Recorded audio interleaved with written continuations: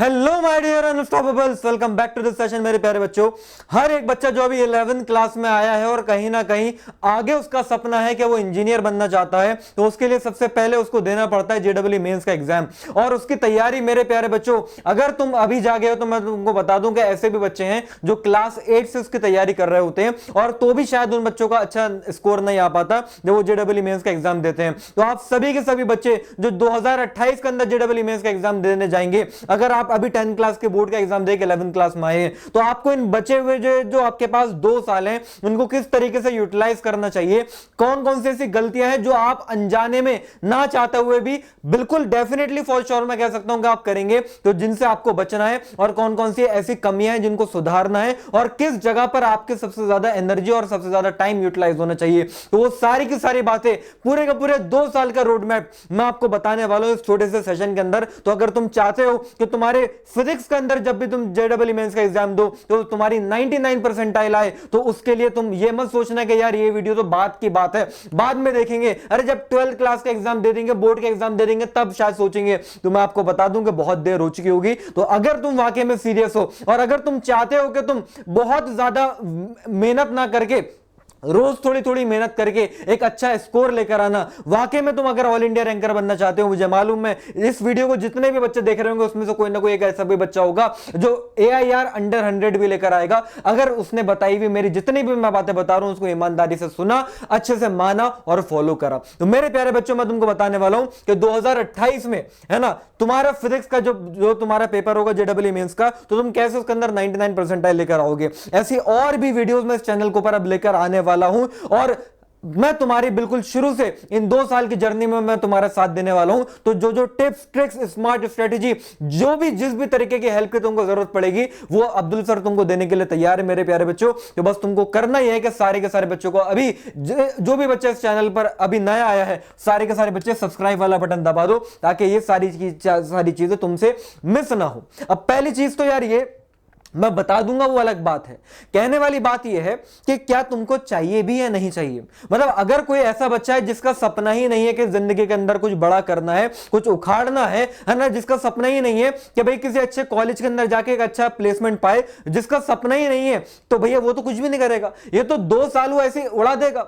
भाई 11th class को तो ऐसे बच्चे मजे में लेते हैं, वो सोचते हैं कि अभी तो हमने 10th क्लास के बोर्ड के एग्जाम दिए हैं, अब 11th क्लास में तो अभी पढ़ने की जरूरत नहीं है, तो रिलैक्सिंग पीरियड है। मैं बता रहा हूं सबसे ज्यादा बर्बाद टॉपर से टॉपर बच्चा होता हुआ देखा मैंने 11th क्लास में जब वो आते हैं। तो मैं आप सभी बच्चों से कहूंगा कि जरा सीरियस हो जाओ, क्योंकि ये जो तुम्हारे 2 साल है ना मेरे प्यारे बच्चों, ये तुम्हारे पूरा का पूरा फ्यूचर बदल के रख देंगे। इन 2 सालों में तुम किस डायरेक्शन में अपने आप को डालते हो, कैसे तुम पढ़ाई करते हो, वो बहुत ही ज्यादा मैटर करेगा। 10th क्लास तक हर कोई बच्चा अच्छा भी हो सकता है पढ़ाई में, बुरा भी हो सकता है, लेकिन जब 11th क्लास की शुरुआत होती है ना, बिल्कुल पैटर्न चेंज हो जाता है यार, है ना, बिल्कुल पैटर्न चेंज हो जाता है। हो सकता है कि जो सब्जेक्ट तुम्हारा फेवरेट था वो सबसे ज्यादा टफ और सबसे ज्यादा डरावना सब्जेक्ट तुमको लगने लगे 11th क्लास में, कैसा होता है। लेकिन मैं बता रहा हूं तुमको बहुत ज्यादा कुछ एफर्ट ज्यादा डालने की जरूरत नहीं है, बस छोटी छोटी बातों को ध्यान में रखना है। अगर तुम वाकई में तैयार हो तो अब इस वीडियो को पूरा शुरू से आखिर तक देखिएगा, ठीक है। वो कहते हैं ना कि जिंदगी के अंदर कुछ बड़ा पाना अगर है ना, तो खुद से वादा निभाना होगा। जिंदगी में अगर कुछ बड़ा पाना है तो खुद से क्या हुआ वादा निभाना होगा। अरे हर मुश्किल से टकराना होगा, हर हालातों से गुजर जाना होगा। तो मेरे प्यारे बच्चों, इन 2 सालों में बहुत सारे हालात आएंगे, बहुत सारी दिक्कतें परेशानी आएंगी, लेकिन जो भाई साहब वो होगा ना कि जो वॉरियर वाला लड़का होगा या लड़की होगी, वो भैया हर हालातों को फेस करते हुए आगे बढ़ेंगे और जो मैं बातें बता रहा हूं उनको फॉलो करेंगे। देखो, क्या 99 परसेंटाइल लाई जा सकती है? मैं आपको एक बात बता दूं यार, एक बात जरा तुम ध्यान से सुनो, है ना। अगर आप 11th क्लास में आए हैं, बोर्ड के एग्जाम दिए आपने, है ना, तो और अगर आपका टारगेट है भाई 2028 का जेईई मेंस का एग्जाम, तभी तुम इस वीडियो को यहां तक देख रहे हो, वरना तुम स्किप कर चुके होते। तो मैं आप लोगों को पहले बात बताऊं कि यार फिजिक्स जो है ना वो तुम्हारा सबसे बड़ा रैंक बूस्टर होगा। कैसे होगा? पुराने 4-5 साल के बेसिस पर मैं कह रहा हूं, सबसे ज्यादा स्कोरिंग सब्जेक्ट अगर फिजिक्स, केमिस्ट्री, मैथ्स में कोई होता है जेईई मेंस के अंदर, तो वो तुम्हारा फिजिक्स बनता जा रहा है। जी हाँ, मतलब बच्चों की जो अच्छी परसेंटाइल आ रही है, जो अच्छी रैंक आ रही है, वो क्यों आ पा रही है? क्योंकि वो फिजिक्स में अच्छे हैं और फिजिक्स में अच्छा स्कोर कर पा रहे हैं। जी हाँ, फिजिक्स का 100 नंबर का तुम्हारा पेपर होता है, तो 100 में से 80 नंबर लाना कोई बहुत बड़ी टफ बात नहीं है। अभी जनवरी अटेम्प्ट में 2026 का जब पेपर हुआ, अप्रैल अटेम्प्ट की अगर मैं बात करूं, बच्चे जो एवरेज भी था ना मुझसे पढ़ के, वो आराम से 70-80 मार्क्स ऐसे लेकर आ गया जो पहले 20-30 नंबर भी नहीं लेकर आ रहा था। तो अगर तुम सोच के देखो कि कुछ महीनों में अगर कोई बच्चा इतना अच्छा कर सकता है, तो यार तुम्हारे पास तो पूरे 2 साल हैं, तुम कितना अच्छा कर सकते हो। लेकिन फिर वही बात है, मुझे मालूम है इस वीडियो को ज्यादा बच्चे नहीं देखेगा। क्यों? क्योंकि भैया अकल तो तभी आएगी ना जब वक्त गुजर चुका होगा, जब तुम्हारे पास 2-3 महीने बचे होंगे जेडब्ल्यू मेंस के एग्जाम के टाइम पर, उस टाइम पर तुमको अकल आएगी, तुम जागते हो, और उस टाइम पर कोई फायदा नहीं होता। लेकिन अगर आज जाग जाओगे तो मैं बता रहा हूं तुम इतना शानदार रिजल्ट लेकर आओगे। मैं बता रहा हूं कि तुम में से कोई ना कोई एक ऐसा बच्चा होगा जिसके हर तरफ न्यूज़पेपर में फोटो आ रहे होंगे कि ऑल इंडिया 100 AIR 100 के तो अंडर ही तुम आ जाओगे, है ना। तो कैसे आप आओगे मैं तुमको बताता हूं। तो देखो, या तो फिजिक्स तुम्हारी सबसे बड़ा रैंक बूस्टर साबित होगा 11th क्लास में जितने भी बच्चे आए। और मैं आपको यह भी बता दूं, है ना, सच है लेकिन थोड़ा कड़वा भी है, तो ध्यान से सुनना, आपका सबसे बड़ी वीकनेस भी फिजिक्स हो सकता है। जी हां, तो आपके जो अगले आने वाले 6 महीने हैं, एक्चुअल में वो डिसाइड करेंगे कि तुम्हारा फ्यूचर किस डायरेक्शन में जाने वाला है, और तुम्हारी आगे आने वाली जिंदगी कहीं ना कहीं उसका ट्रैक इन 6 महीने के अंदर तुम्हारा डिसाइड हो जाएगा। और जिस 6 महीने को तो बच्चे ऐसे हवा में उड़ा देते हैं, हल्के में लेते हैं, इधर उधर घूमने में, टाइम रिलैक्स करने में, है ना, आखिर में पढ़ लेंगे। टॉपर से टॉपर बच्चा बिल्कुल ऐसा हो जाता है, रिलैक्स वाले मूड में हो जाता है। मैं बता रहा हूं, बस तुमको थोड़ा सा एफर्ट ज्यादा मारना है, बाकियों से तुम बहुत अच्छा कर जाओगे। तो क्या बच्चे सबसे बड़ी गलती करते हैं? पहली तो गलती यार ये होती है कि अब जब तुम 11th क्लास में आते हो, तो 11th क्लास में भाई बहुत सारे न्यूमेरिकल्स आते हैं फिजिक्स के अंदर, और बहुत सारे बच्चे फिजिक्स के न्यूमेरिकल से बचना चाहते हैं, उनको डर लगता है फिजिक्स के न्यूमेरिकल से।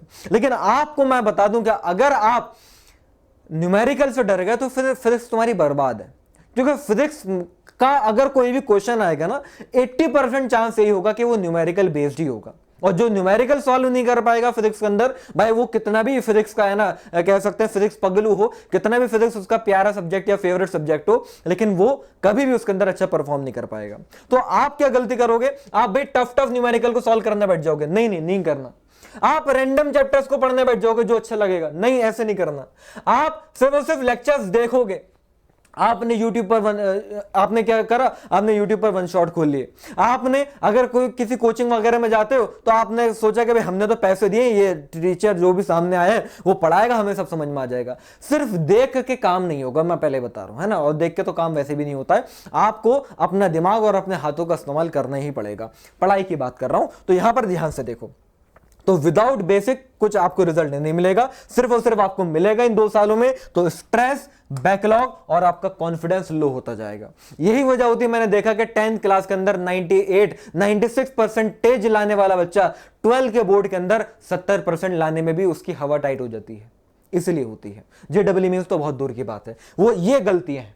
और मैं बता रहा हूं, आप में से बहुत सारे बच्चे गलतियां अभी कर भी रहे होंगे और या फिर करने वाले होंगे। ठीक है, तो अब कैसे बचा जाएगा? तुमको करना क्या है? टॉपर तुम कैसे बनोगे? जी हां, 10th क्लास में टॉपर बनने का तरीका अलग होता है। अब भैया 11th और 12th और जेडब्ल्यू मींस का एग्जाम अगर फोड़ना है तो उसको टॉपर बनने का तरीका क्या है? तुमको क्या क्या करना पड़ेगा? सबसे पहले भाई तुम्हारे कॉन्सेप्ट बड़े स्ट्रांग होने चाहिए। तुम भूल जाओगे यार, डेफिनेशन रट के काम हो जाएगा, फॉर्मूले रट के काम हो जाएगा, ऐसा अब नहीं होगा। तुमको चीजों को समझना पड़ेगा, उसके इन डेप्थ नॉलेज तुमको मालूम होनी चाहिए। तो सबसे पहले कोई भी टॉपिक आप पढ़ोगे तो यार आपको कॉन्सेप्ट मालूम होना चाहिए। फॉर्मूला याद रखना काफी नहीं है, याद तो रखना ही है, फॉर्मूला समझना, मतलब फॉर्मूले की डेरिवेशन। जी हां, कसम है तुम सभी बच्चों को, मेरे प्यारे बच्चों, अगर तुम चाहते हो तुम्हारी फिजिक्स स्ट्रांग रहे, कोई कराए या ना कराए, तुम्हें डेरिवेशंस आनी चाहिए हर एक फॉर्मूले की। ये अगर कर लोगे, मैं बता रहा हूं, तुम एक अलग ही, मतलब गोट लेवल के स्टूडेंट बन जाओगे फिजिक्स के अंदर। क्वेश्चन पेपर की अप्रोच तुमको आनी चाहिए, रिवीजन करने की हैबिट होनी चाहिए, सबसे ज्यादा इंपॉर्टेंट है। अगर तुम रिवाइज नहीं करोगे, लगातार पूरे 2 साल तुमको रिवीजन करते रहना पड़ेगा, बैक टू बैक रिवीजन करता रहना पड़ेगा। अगर ये नहीं करोगे, चाहे तुम कितना भी टैलेंटेड, कितने भी टॉपर, कितने भी शार्प माइंडेड वाले स्टूडेंट होगे, तुम चीजों को भूलते जाओगे, और जितना चीजें तुम भूलते जाओगे उतनी फिजिक्स तुमको आगे की टफ लगती जाएगी, गारंटी से मैं बता रहा हूं। ठीक है, और फिर उसके बाद एडवांस के क्वेश्चन तो चलो बात की बात है। मुझे जरा मैं एक बात चाहूंगा कि सारे के सारे बच्चे जितने भी बातें अगर सुन रहे हैं, पहले क्या तुम लोगों ने वादा करा है खुद से? आप लोग एक टारगेट तो लो, क्योंकि 2 साल आप मेहनत करोगे, ये 2 साल बहुत लंबा समय है ना। 2 साल मेहनत करेगा इंसान वो ही जिसका कोई ना कोई गोल या टारगेट होगा। मैं चाहता हूं हर एक बच्चा, जितने भी बच्चे अभी इस वीडियो को देख रहे हैं, कमेंट में यार मुझे जरा लिखकर बताना कि तुम्हारा एक्चुअल में टारगेट है क्या। हो सकता है किसी बच्चे का टारगेट होगा कि सर मुझे है ना, मुझे 99.99 परसेंटाइल चाहिए जेडब्ल्यू मेंस में। सर मेरा टारगेट ये है कि फिजिक्स में मैं 90 मार्क्स लेकर आऊं आउट ऑफ 100। सर मेरा टारगेट आईआईटी है, मेरा टारगेट ये वाला एनआईटी है। जो भी है तुम लिखना इस वीडियो के ऊपर, उससे तुम्हारे दिमाग में पूरे 2 साल के लिए एक टारगेट सेट हो जाएगा कि हाँ यार आज मैंने ये जो सोचा है इसके लिए मुझे अब मेहनत करनी है, वरना नहीं हो पाएगी। अब मैंने 2 फेज में देखो तुम्हारी तैयारी को मैंने बांटा है। फेज 1 क्या होगा, तुम्हारे अभी शुरू के ये जो 3 महीने चल रहे हैं वो बहुत ही ज्यादा क्रूशियल है। ये अगर सुधार लिया ना नैया पार हो जाएगी, मैं पहले बता रहा हूं। देखो कुछ ऐसे चैप्टर हैं जिनको अगर कोई बच्चा छोड़ दे तो भाई कोई कितने भी अच्छा तुरंगा पढ़ाने आ जाए फिजिक्स उसको नहीं समझा सकता। वो है ये चैप्टर्स। जी हां, इन चैप्टर्स को तुमको बहुत अच्छे से मास्टर करना है और इसको मास्टर करने के लिए मैं तुमको 3 महीने दे रहा हूं। मतलब ये बिल्कुल ऐसी कहानी है कि भैया अगर मैं तुमसे कोई बोलूंगा कि यार वर्ड लिख कर दिखाओ और तुमको एबीसीडी भी नहीं आती होगी तो तुम क्या कर पाओगे? नहीं ना। तो ऐसे समझो कि नर्सरी क्लास है भाई साहब। ये जो चैप्टर है नर्सरी क्लास के अल्फाबेट्स हैं तुम्हारे, ये एबीसीडी है तुम्हारे, करना ही करना है। यूनिट्स एंड डायमेंशन ये चैप्टर बहुत ही ईजी है, इसको आप अच्छे से करिएगा। हो सकता है शुरुआत में आपको ये चीजें टफ लगे, लेकिन धीरे धीरे वो आप जब प्रैक्टिस करते जाओगे, रोज फिजिक्स को लेके बैठोगे तो इजी लगने लगेंगे, है ना। इसी चैप्टर का ये पार्ट है एरर एनालिसिस। उसके बाद यार वेक्टर बहुत इंपॉर्टेंट है। कोई भी बच्चा ये मत देखना कि यार कोई अगर जैसे बता देता है कोई, है ना, बड़ा कोई भैया वगैरह कोई सीनियर बता देगा, बोले यार वेक्टर क्यों कर रहा है, वेक्टर से तो सवाल ही नहीं आते। हाँ भाई वेक्टर से कोई सवाल ही नहीं आता तुम्हारे जेडब्ल्यू मेंस में, लेकिन वेक्टर के बिना तुम्हारी फिजिक्स ऐसी हो जाएगी कि बस मैं क्या बताऊं कि थर्माकोल की बुनियादों के ऊपर तुमने महल खड़ा कर रखा है, इतनी कमजोर हो जाएगी, समझ रहे हो। तो वेक्टर तुमको करना है अच्छे से। फिर उसके बाद काइनेमेटिक्स में तुम्हारी इक्वेशन ऑफ मोशन जो बच्चे पहले भी पढ़ के आते हैं, laws of motion, friction, circular motion, ये 7 चैप्टर बहुत अच्छे से स्ट्रॉन्ग कर लो। जी हाँ, बहुत अच्छे से।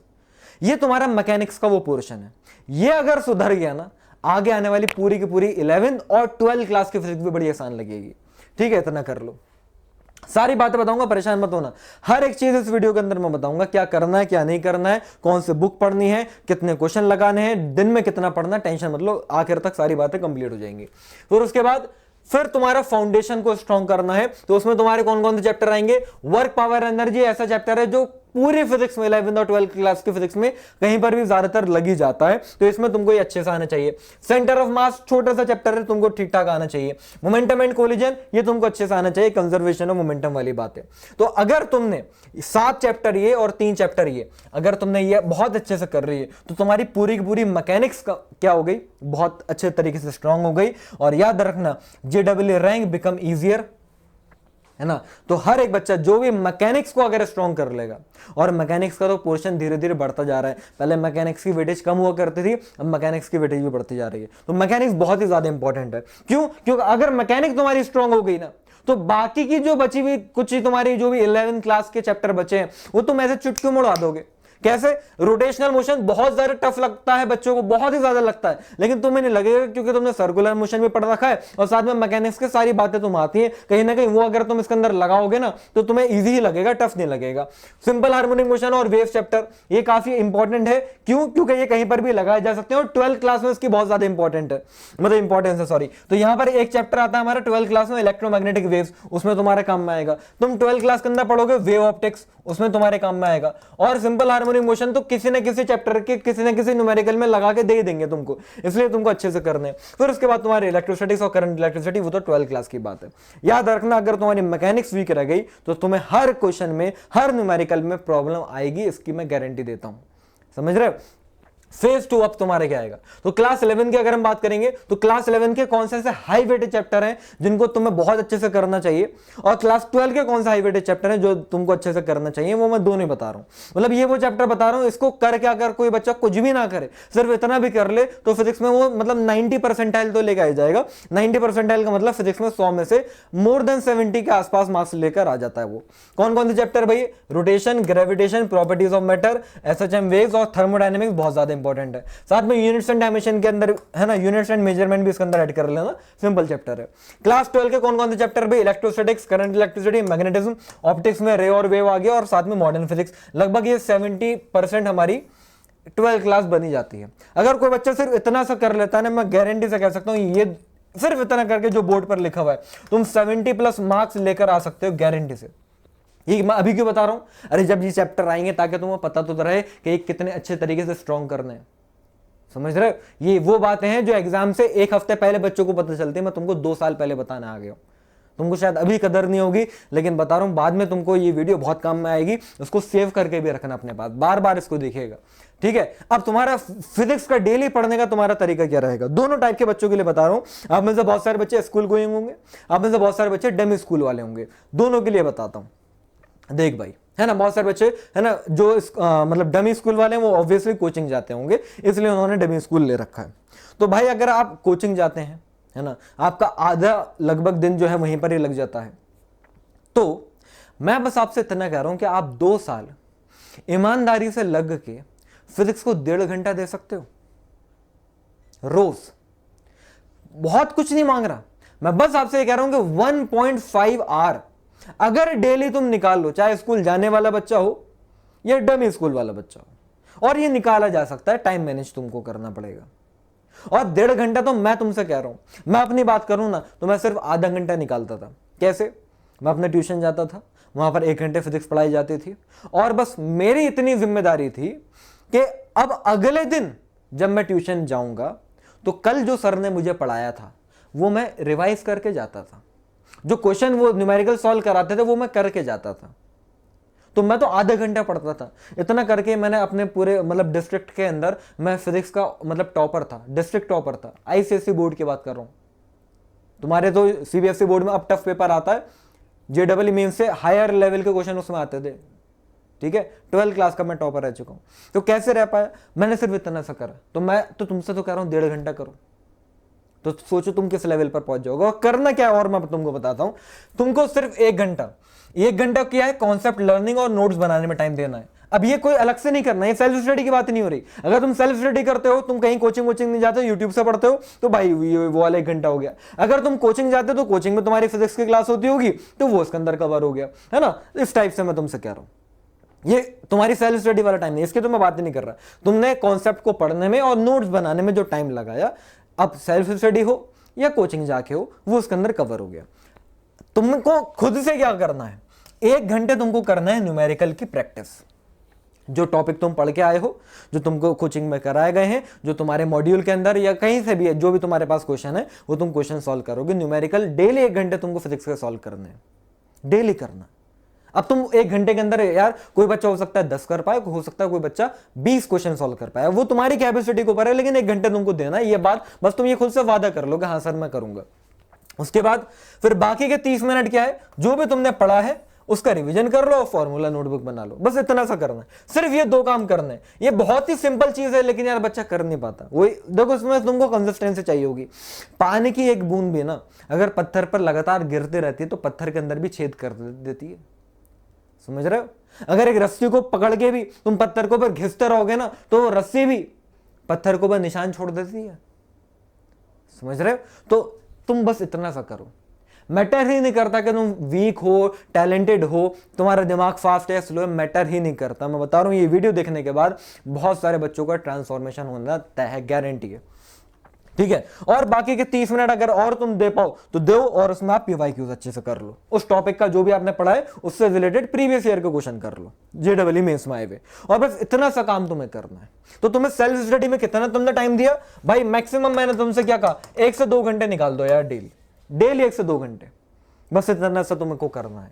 लेवल 1 और क्वेश्चन की जब तुम प्रैक्टिस करने बैठे तो किस टाइप से, ऐसा नहीं कि कोई भी टॉपिक पढ़ा और एकदम से पीवाईक्यू खोल के बैठ गया, नहीं नहीं नहीं, स्टेप वाइज करना है। इसलिए तो तुम्हारा कॉन्फिडेंस डाउन होता है। सबसे पहले आप एनसीईआरटी बेस्ड क्वेश्चन करोगे। जी हाँ, एनसीईआरटी के एग्जाम्पलर वाले क्वेश्चन सब तरफ फ्री में मिल जाएंगे, डाउनलोड करो और उसको अटेम्प्ट करो। वो करने के बाद फिर अगर वो तुमसे होने लगे, फिर तुम आओ स्टैंडर्ड ऑब्जेक्टिव टाइप क्वेश्चन के ऊपर, ठीक है? जो आपके मॉड्यूल में या अदर रिसोर्स जो मैं तुमको बताने वाला हूं, तो वहां से कर सकते हो। लेवल 3 की अगर मैं बात करूं तो जेडबल मेंस के पीवाईक्यू अब आपको करना है। बच्चा दिक्कत क्या है, बच्चा करता यह कि पहले टॉपिक पढ़ता है फिर यहां पर आ जाता है। ये जो 2 सीढ़ियां तुमने छोड़ दी, तो जाहिर सी बात है दिक्कत तो होगी ना कूदने में। छलांग तुम लंबे मारना चाह रहे हो, अभी औकात है नहीं मारने की, इसलिए दिक्कत होती है। तो पहले ये करोगे, फिर ये करोगे, फिर इस पर आओगे, और इतना हो गया फिर उसके बाद तुम मॉक टेस्ट दो। तो ये पूरी की पूरी तुम्हारी लैडर है, ये पूरी की पूरी क्वेश्चन प्रैक्टिस करने की तुम्हारी सीढ़ी है जो तुमको बड़ा फायदा देने वाली है। ठीक है, रिसोर्सेज की मैं बात करूं तो सबसे पहले भाई थ्योरी पढ़ने के लिए एनसीईआरटी बेस्ट है, लेकिन मैं तुमसे मतलब प्रेफर करूंगा क्योंकि एनसीईआरटी यार मुझे पता नहीं क्यों ज्यादा खास नहीं लगती फिजिक्स की, क्योंकि चीजें काफी मतलब डायरेक्ट सीधी सीधी दी हुई नहीं, काफी कंफ्यूजिंग लगती है ना। तो कोई भी जो भी तुम्हारा टीचर है जिसको तुम फॉलो करते होगे तो उसके नोट्स होंगे, तुम वहां से कर सकते हो। बाकी अदर बहुत सारे मॉड्यूल्स भी आएंगे, वेदांतु के मॉड्यूल है वो भी तुम ले सकते हो, है ना। बाकी कोई भी ट्रस्टेड टीचर का ले लो, मेरे ले लो, मेरे वेदांतु JEE मेड इजी करके चैनल है, उसके ऊपर मेरे सारे के सारे वन शॉट्स पड़े हुए हैं, हर पूरे के पूरे 11th और 12th क्लास के फिजिक्स के, और उसके तुमको नोट्स भी मिल जाएंगे, तुम वहां से फ्री में डाउनलोड भी कर सकते हो, सब फ्री में पड़ा हुआ है, जाके तुम वहां से भी देख सकते हो। ठीक है, उसके बाद प्रैक्टिस के लिए अगर मैं बात करूंगा तो भाई कोचिंग का मॉड्यूल जैसे मैंने आपको बताया कि आप ले सकते हो। PYQ की बुक तुमको भाई ऑनलाइन भी मिल जाएगी, बुक खरीदना चाहो तो बुक भी खरीद सकते हो।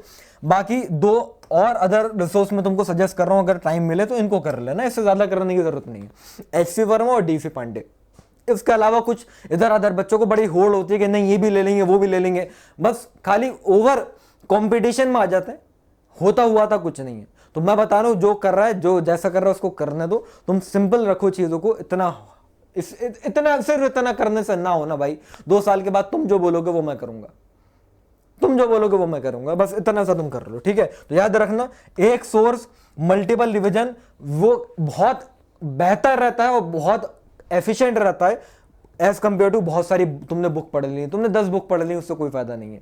एक बुक पढ़ोगे तरीके से पढ़ोगे सफिशिएंट रहेगी। ठीक है, ये वो सारी दिक्कतें हैं जो बच्चे के साथ आती हैं और ये सारी की सारी मिस्टेक करते हैं।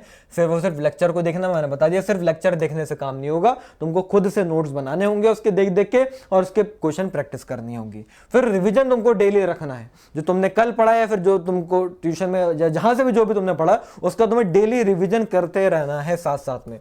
PYQ उसको अगर इग्नोर करोगे तो दिक्कत हो जाएगी, है ना। बहुत सारी बुक्स नहीं पढ़नी है भाई साहब, न्यूमेरिकल का डर निकाल दो, वो तभी निकलेगा जब ज्यादा से ज्यादा न्यूमेरिकल सॉल्व करोगे। नहीं हो रहा कोई दिक्कत वाली बात नहीं, सॉल्यूशन देखो समझ में आ गया फिर बिना देखे सॉल्व करो, ऐसे ही करना पड़ता है। ये कोई ऐसा नहीं है कि तुम्हारे अंदर कमी, सबके साथ ये दिक्कत है, धीरे धीरे ऐसे ही इंसान सीखता है भाई साहब, है ना। तो इसको करिएगा, रैंडम स्टडी नहीं करनी, बैकलॉग अपने क्रिएट होने नहीं देना, मैंने जितना बताया उतना कर ले भाई। फिजिक्स में ना तुम्हारी 99% आ जाए, मुझसे ले जाना भाई, और बस ये 3 चीजें करो तो तुम्हारे कॉन्सेप्ट भी स्ट्रांग हो जाएंगे। अगर तुमने इतना भी करा, मैं तो तुमसे कह रहा हूं 1 घंटे क्वेश्चन प्रैक्टिस करो। अगर तुमने फिजिक्स के 10 न्यूमेरिकल भी करे, अगर 10 न्यूमेरिकल भी तुम रोज करते हो ना, तुम अंदाजा नहीं, तुम लगभग 7000 से ज्यादा न्यूमेरिकल कर जाओगे रोज, अगर तुमने 10 करे तो 7000। कहते हैं कि अगर कोई बच्चा 4000 से ज्यादा न्यूमेरिकल प्रैक्टिस कर ले फिजिक्स के, तो गारंटी है कि वो फिजिक्स में मतलब मिनिमम मैं कह रहा हूं 100 में से 80 नंबर लेकर आएगा, और 80 नंबर का मतलब 99 परसेंटाइल से ऊपर ही आएगी। तुम 7000 कर जाओगे भाई। अब बताओ, बस इतना सा करना है ना। तो रिवीजन तुमको करना है, हमारा मतलब पूरा सिलेबस कंप्लीट होने से पहले हर चैप्टर का कम से कम 3-3 बार तुम्हारा रिवीजन हो जाना चाहिए। इतना अगर कर लोगे तो बिल्कुल पॉसिबल है, कुछ नया करने की जरूरत नहीं, ईजिली हो जाएगा, ईजिली हो जाएगा। तो मैं तुमको टाइमलाइन में बता देता हूं। अभी अप्रैल में तुम इस वीडियो को देख रहे हो जब मैं रिकॉर्ड कर रहा हूं, तो अप्रैल, मई, जून, जुलाई, है ना। तो जुलाई तक तुम्हारा मकसद ये रहना चाहिए कि मैकेनिक्स तुम्हारी पूरी की पूरी कंप्लीट हो जाए, जो मैंने आपको 8-9 चैप्टर दिखाए थे। फिर उसके बाद अगस्त से अक्टूबर तक बाकी का रोटेशन, एसएचएम, वेव्स और थर्मोडायनेमिक्स वाली चीजें, इतना तुम कर लोगे तो तुम्हारी 11th क्लास पूरी कंप्लीट हो जाएगी। प्रॉपर्टीज ऑफ मैटर भी आ गया।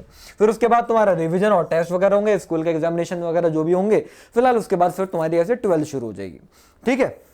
और फिर उसके बाद इलेक्ट्रोस्टैटिक्स से लेकर मॉडर्न फिजिक्स का वो तुम्हारा पूरा सफर चलेगा। तो ये सारी की सारी बातें मैं तुमको बता रहा हूं।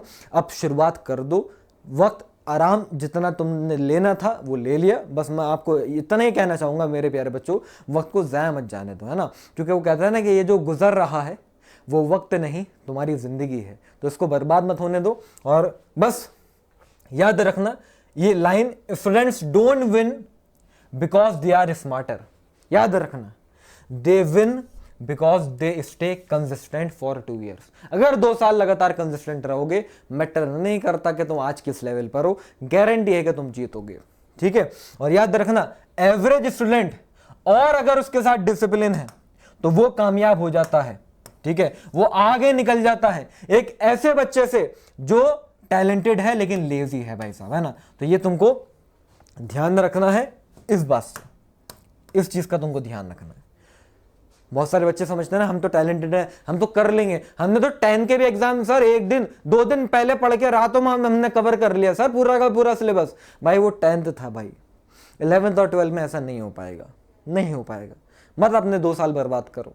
मैं देखता हूँ और बड़ी तकलीफ होती है जब बच्चे फिर रोते हैं और कहते हैं सर मैं 1 साल का और ड्रॉप लेता हूँ, काश मैंने 2 साल अच्छे से पढ़ लिया होता, काश मैं तब सीरियस हो जाता तो मुझे अपनी जिंदगी का ये 1 साल और इसकी प्रिपरेशन में नहीं लगाना पड़ता। तो अगर आप चाहते हैं आपके साथ ऐसा ना हो तो मेरे प्यारे बच्चों लग जाओ जोश और जुनून के साथ। इस वीडियो से अगर तुमको कुछ फायदा कहीं ना कहीं भी महसूस हुआ हो तो मुझे कमेंट बॉक्स में बताइएगा भी। और ऐसी और वीडियो अगर तुमको चाहिए है ना, अगर तुम चाहते हो मंथ वाइज पूरा 11th क्लास का पूरा 12th क्लास का रोड मैप अगर तुम चाहते हो मैं दूं तो सारे के सारे बच्चे कमेंट में रोड मैप भी लिख देना। मैं हर एक चीज तुमको इस चैनल पर देने वाला हूं, वो भी बिल्कुल फ्री में देने वाला हूं। बस करना हर एक बच्चे को क्या है, इस चैनल को सारे के सारे बच्चे सब्सक्राइब कर लो, क्योंकि ऐसा ना हो कि अगर मैं कोई वीडियो लेकर आऊं और वो तुम तक ना पहुंचे। क्योंकि सोच के देखो ये वीडियो अगर किसी बच्चे तक नहीं पहुंचे होगी उसका कितना नुकसान हो जाएगा। 2 साल के बाद अगर उस बच्चे के पास ये वीडियो पहुंचेगी तो देख के रोएगा यार ये तो वो सारी की सारी गलतियां मास्टर ने बता दी जो मैंने अपनी जिंदगी के 2 साल में बर्बाद कर दी अपने। काश अगर पहले पहुंच गई होती उस तक वीडियो तो ये दिक्कतें नहीं होती। तो फिलहाल तुम तक पहुंच गई है, अपने बाकी सारे दोस्तों के साथ भी शेयर करिएगा और मिलते हैं अगले सेशन में। जब तक के लिए tata bye bye, see you, जय हिंद।